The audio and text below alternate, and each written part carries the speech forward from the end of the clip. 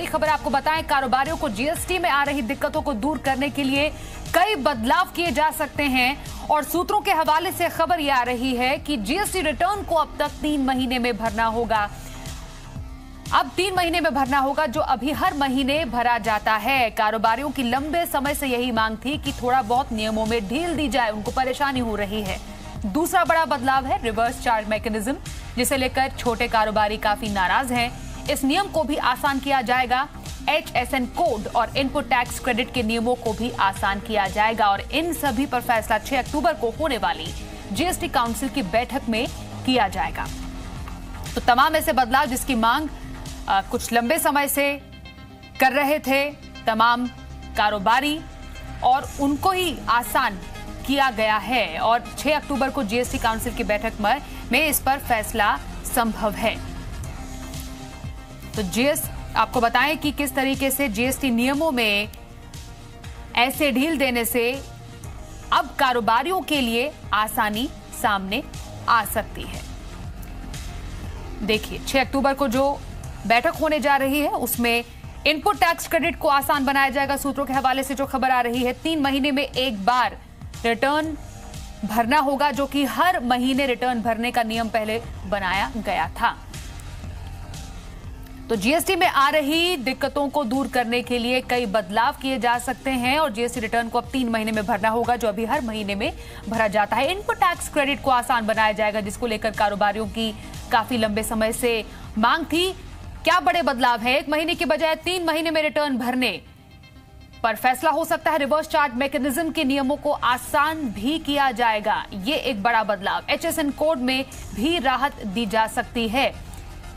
Input tax credit लेना आसान होगा। तो 6 अक्टूबर को जो जीएसटी काउंसिल की बैठक है उसमें इस पर फैसला किया जाएगा।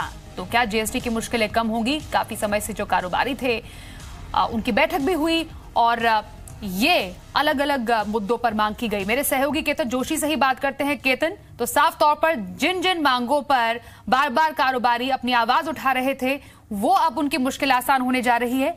कैसे फायदा होगा?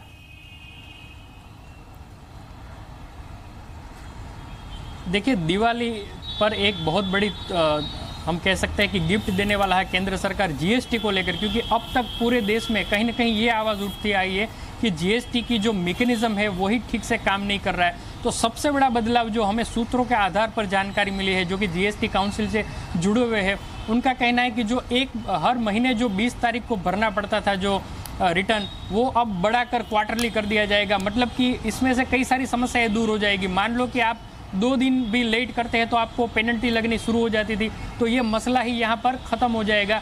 तो क्वार्टरली हो जाएगा, जो कि हर व्यापारी की मांग थी, चाहे गुजरात में हो, चाहे दिल्ली में हो, चाहे मुंबई में हो। तो ये सबसे बड़ा बदलाव आएगा इसमें। दूसरी बात थी कि इनपुट टैक्स क्रेडिट, अगर आप पैसा दे देते हैं तो वापस मिलना चाहिए। अगर कोई ट्रेड करता है तो उनका हक है व्यापारी का, तो बहुत बड़ा पैसा है वो ब्लॉक हो जाता था। इसलिए इनपुट टैक्स क्रेडिट में भी जल्दी से जल्दी कैसे मिले, वो भी इसमें एक बदलाव है। वो भी 6 तारीख को शायद घोषणा हो सकती है।